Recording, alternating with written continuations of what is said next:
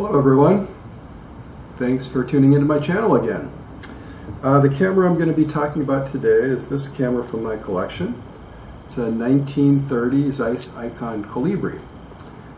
Kolibri is German for hummingbird, and I believe that's a reference to the size of the camera. It's fairly small, and especially when you consider this was built in 1930, at that time this camera would have been considered a miniature camera. And what they defined as a miniature camera in 1930 was a camera that took what was called vest pocket film at the time, or 127 film. And at the time this camera was produced in 1930, 35 millimeter film was just getting underway with Leica. They had started using it in their first camera a few years before 1930.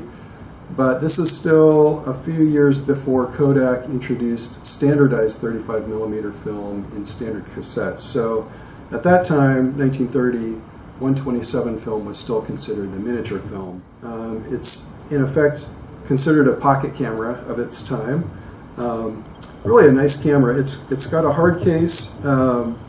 It's a folding camera but does not have bellows. The way that this camera works, this is the folded position.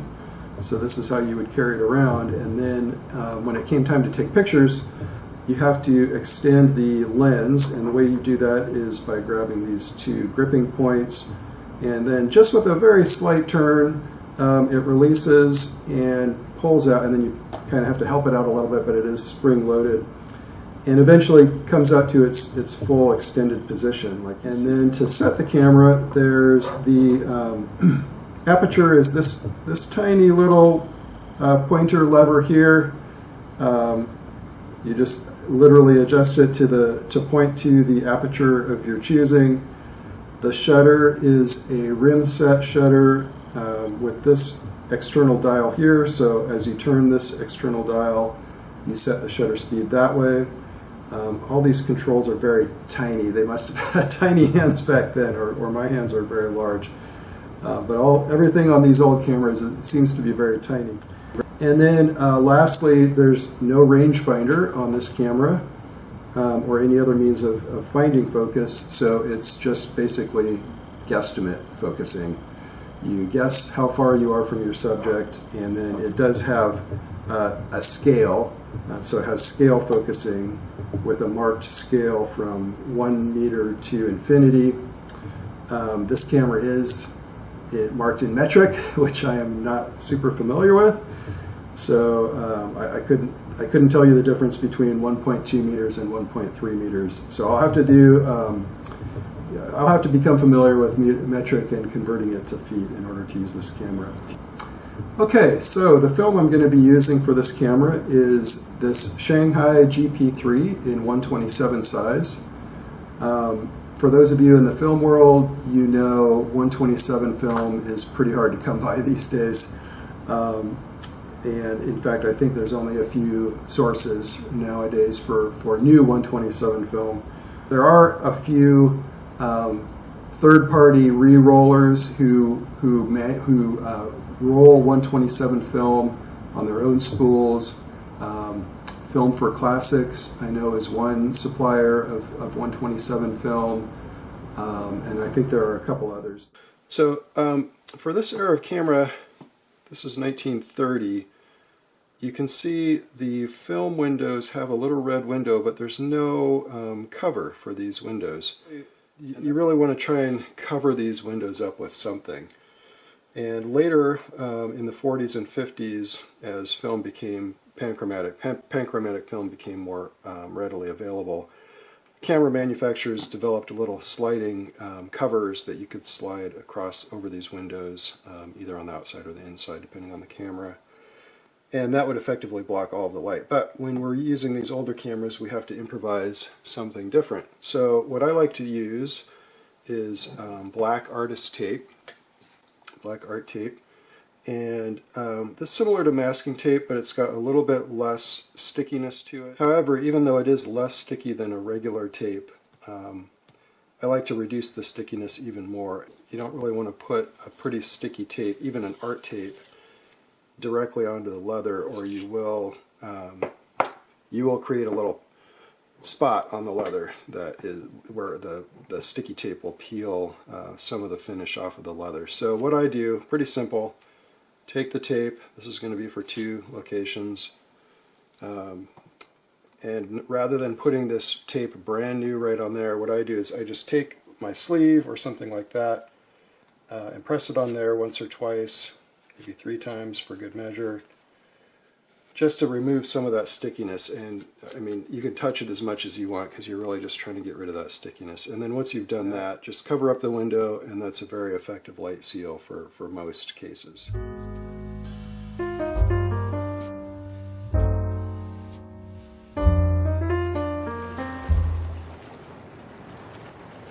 This camera is so much fun to shoot with. I took it down to Seattle's industrial area, down at the waterfront. This is across Elliott Bay from downtown Seattle. And wanted to shoot a few pictures of downtown from here, sort of an industrial neighborhood.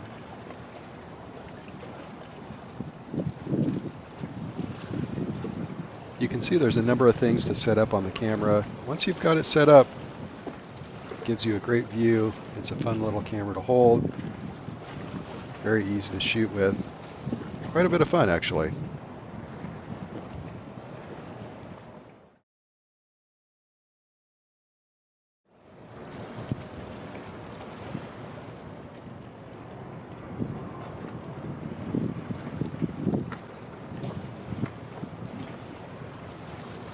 I don't know what it is about industrial districts, but I really enjoy shooting industry, especially heavy industry. There's a lot of interesting shapes and forms. I probably stood here and took 3 or 4 photos just from one vantage point. There's a lot to see down there.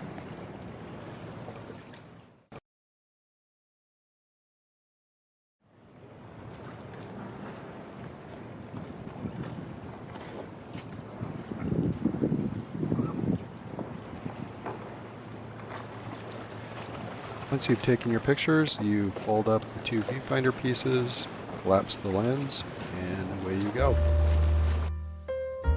Now, I acquired this camera relatively inexpensively because it wasn't actually working when I purchased it.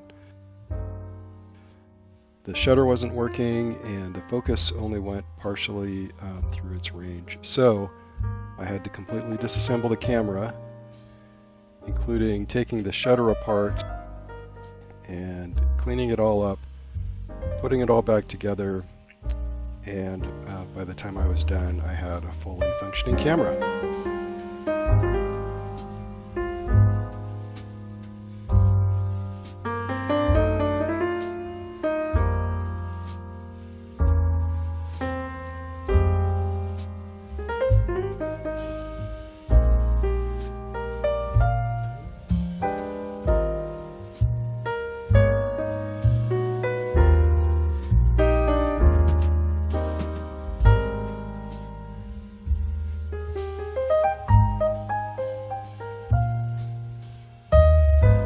There's one more part to this story that I have to tell.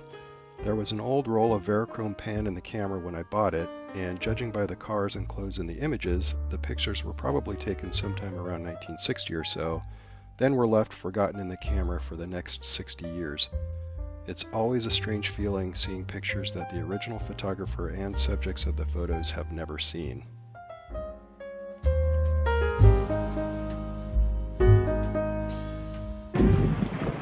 So I'm just down here in Seattle's industrial district. As I was sitting here at this dock, I looked up at that light pole right there, and on those lights right above me there that you can see, there is a bald eagle sitting there.